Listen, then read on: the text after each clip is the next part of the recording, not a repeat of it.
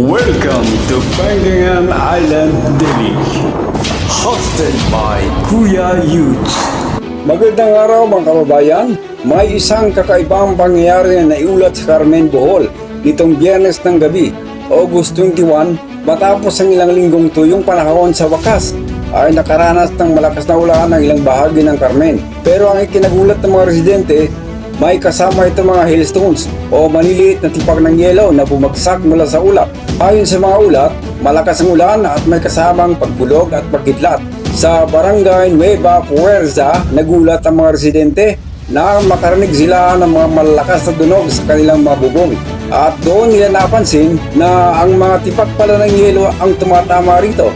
Pero paano nga ba nabubuo ang hailstones? Ang hailstones ay nabubuo sa loob ng malalakas na thunderclouds. Kapag malakas ang pag-akyat ng hangin sa loob ng ulap, na itutulak nito pataas ang mga patak ng tubig papunta sa napakalamig na bahagi ng ulap. Doon nagsisimulang magyelo ang tubig at nadadaganan itong mga patong-patong na yelo. Kapag naging sapat ang bigat ng mga tipak ng yelo, bumabagsak ang mga ito sa lupa bilang hailstones. Samantala, naglabas din ang pag-asa ng thunderstorm advisory para sa mga ilang bahagi ng Bohol.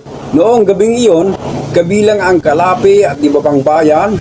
Kaya mga kababayan, kung nakarinig tayo ng malakas na kulog at makikita ng mabilis na pagdilim ng kalangitan, maging alerto at manatili muna sa ligtas na lugar.